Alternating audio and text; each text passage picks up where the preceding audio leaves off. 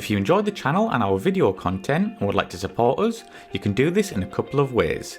You can sign up to our Patreon site, which is a monthly subscription to one of our 4 tiers, each giving you something different from early access interviews up to exclusive unseen footage. There's also the option of a one-off donation via PayPal, which allows you the option to donate an amount of your choice.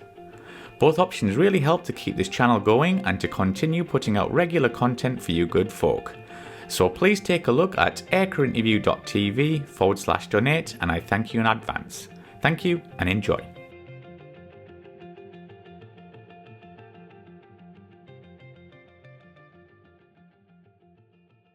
So we're back for another Eject story, and this time we're with Tahir Alam, and you've actually got 2 stories for us, so can you maybe share them for our viewers?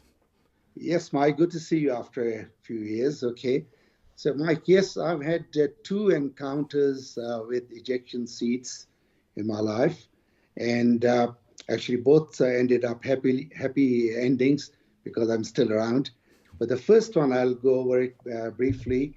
I was a young fighter pilot in the Pakistan Air Force in 1971. It was spring of 1971, and I was pretty new to the MiG-19 at that time. I'd come from the F-86s, and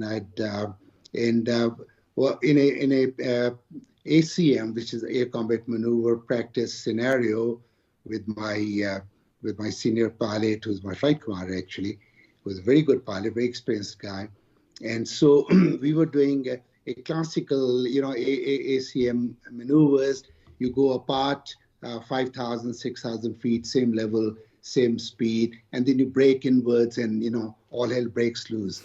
And usually in that kind of a thing, equal performance airplane, and usually what happens is you cross each other, and then you're in afterburners, and you end up invariably either going to slow speed scissors because you're trying to gain height advantage over the other guy and slow down so that you make the other guy overshoot. Anyway, we ended up in a scissors scenario. I think it was about 26,000 feet over fairly flat terrain, but the ground was kind of about 1,500 to 2,000 feet undulating ground. Anyway, we ended up in scissors, slow speed scissors. MiG-19 was notorious for slow speed. It's a great airplane, my favorite airplane of all times, but notorious for what they call adverse yaw. And at very slow speeds, it's a bit like the American F-100 Super Sabre, very high speed back on the leading edge. It also had these big boundary layer fences to prevent span-wise flow. Anyway, so slow speeds, you have to be very careful. If you try to use aileron to turn, it would flake, or what they call adverse yaw, and it would go into uncontrollable. Normally, it would just be a flake, and you neutralize controls and come out of it. But I had spun it before, advertently and inadvertently, and it's not a big deal. The recovery was, the spin was pretty vicious in the MiG-19, but the recovery was fairly straightforward, like bring your throttles idle, your rudders neutral, your stick neutral, see the direction of spin and go full opposite side rudder, wait for 1 complete turn or 3 seconds or something, and go full forward in the control column. And you'd end up in a steep dive and then recover out of the dive in open park. So that was a straightforward recovery. So we are doing scissors and slow speed scissors, and I flicked and I went into a spin. So my leader, he called me out. He said, "You're in left-hand spin." I acknowledged that. So I applied the recovery controls, and it didn't recover. And, so it would actually accelerate a little bit. So I neutralized controls again attempted a recovery, and again it didn't recover. So now, and you lose height pretty quick in a MiG-19 spin. So he was following me. So I was approaching 10,000. He said, "Eject."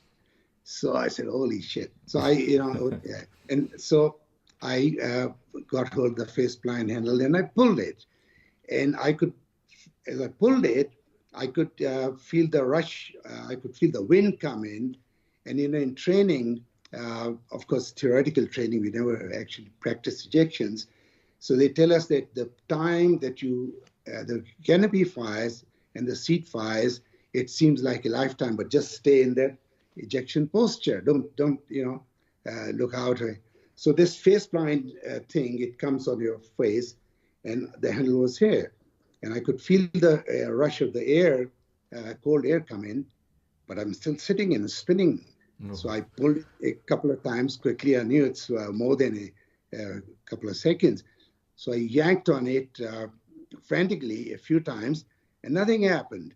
So then I let go of that, and I grabbed hold of the controls again. And all this time, so I grabbed hold of the controls again. I'm still spinning down. My leader's frantically yelling at me. He thought I haven't attempted ejection. I'm still trying to recover, so now I got hold of the controls again, and I made another recovery controls, and it came out of the spin. Oh. And it comes out in almost a vertical dive. So then, of course, I heaved on the control column, and it juddered, it accelerated, stall. I let go and again kind of eased it out. He joined up on me. I opened power and started to climb, and I could see now the canopy on the MiG-19, the Chinese seat. It's a Chinese seat. Before we installed Martin Baker's in all MiG-19s after my accident, that the Chinese seats had a very, very strange mechanism that the canopy had to fire, separate, and that it would pull a cable would pull a ball in the whole mechanism that would arm this and trigger fire the seat. But the canopy would be fire. It didn't have any explosive charge in it or anything. It had pneumatic thrusters. They would extend one on the windowsill each side, and the pneumatic thrusters, high pressure air, would raise the canopy, break the lock, raise the canopy, and the canopy should fly out with the airflow. So in my case, the right thruster had fired, the left thruster had not fired. It had twisted, which we found out later on. But right now, I'm too happy. I'm just climbing out. My leader joined up on me, and he gave me a chase back to our base, which is not very far away. It's about 80 miles, 100 miles away. Now, all this time, he was talking to me. I could hear him, but he couldn't hear me because also the antenna, the VHF antenna, was in the canopy, and that had gotten disrupted. Anyway, we came back, and he's telling me, okay, he's chasing me, and he's talking to the tower and all that we are coming in. He's sitting on a hot seat, and so he's telling me, try to make it a smooth landing because it may fire anytime. It's a hot seat, which actually was not true because the canopy hadn't fired, which we didn't know at that time. So the seat hadn't even been armed. So anyway, I came and made probably the smoothest landing ever and rolled to the end of the runway and shut down. And I shut down the engines there. Everybody came because they had enough time to kind of prepare. The ambulance, the fire tenders, and everybody, my squadron commander, the base commander, whole 9 yards. And now they didn't know how to get me out of the cockpit because they were afraid if they do something and the seat, which they thought still was hot, now they had to straighten the canopy to open it to let me come out. And so it was about 45 minutes that I sat in there sweating, still in a ejection posture, and which was all futile because the minimum safe ejection altitude for the Chinese seat was 6,500 feet, and minimum emergency altitude that was 650 feet. So I would have, in any case, if it had fired, no matter what posture I was in, I would have bought the farm. Anyway, finally they got me out of there, and thank God. And that was my first encounter with the ejection seat. Wow. Then, and I don't know. I'm sure there's other failed ejections in in history. But I don't know. The people have bailed out, ejections have failed, and they've had enough time to open the canopy and bail out manually or something.